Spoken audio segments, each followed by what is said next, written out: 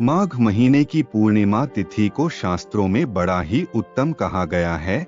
इसी उत्तम दिन को 1398 में धर्म की नगरी काशी में मन चंगा तो कठौती में गंगा को कहने वाले संत रविदास का जन्म हुआ था। रविदास जी को रैदास जी के नाम से भी जाना जाता है। इन्होंने अपनी आजीविका के लिए पैतृक कार्य को अपनाया, लेकिन इनके मन में भगवान की भक्ति पूर्व जन्म के पुण्य से ऐसी रची बसी थी कि आजीविका को धन कमाने का साधन बनाने की बजाय संत सेवा का माध्यम बना लिया।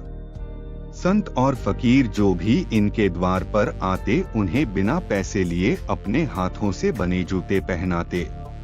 इनके इस स्वभाव के कारण घर का खर्च चलाना कठिन हो रहा था, इसलिए इनके पिता ने इन्हें घर से बाहर अलग रहने के लिए जमीन दे दी। जमीन के छोटे से टुकड़े में रविदास जी ने एक कुटिया बना ली। जूते बनाकर जो कमाई होती उससे संतों की सेवा करते। इसके बाद जो कुछ बच जाता उससे अपना गुजारा कर लेते थे। एक दिन एक ब्राह्मण इनके द्वार आए और कहा कि गंगा स्नान करने जा रहे हैं, एक जूता चाहिए। इन्होंने बिना पैसे लिया ब्राह्मण को एक जूता दे दिया। इसके बाद एक सुपारी ब्राह्मण को देकर कहा कि इसे मेरी ओर से गंगा मैया को दे देना।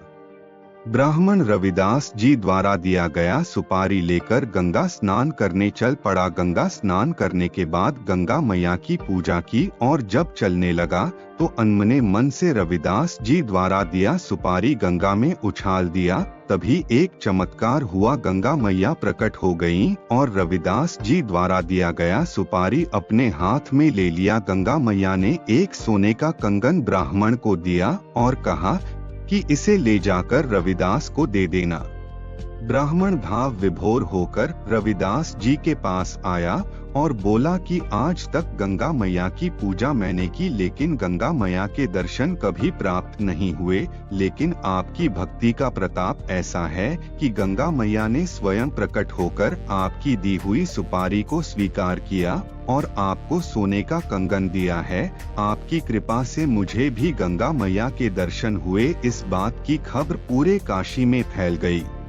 रविदास जी के विरोधियों ने इसे पाखंड बताया और कहा कि अगर रविदास जी सच्चे भक्त हैं तो दूसरा कंगन लाकर दिखाएं। विरोधियों के कटु वचनों को सुनकर रविदास जी भक्ति में लीन होकर भजन गाने लगे। रविदास जी चमड़ा साफ करने के लिए एक बर्तन में जल भरकर रखते थे। इस बर्तन में रखे जल से गंगा मैया प्रकट हुई और दूसरा कंगन रविदास जी को भेंट किया। रविदास जी के विरोधियों का सिर नीचा हुआ और संत रविदास जी की जय जयकार होने लगी। इसी समय से यह दोहा प्रसिद्ध हो गया, मन चंगा तो कठौती में गंगा।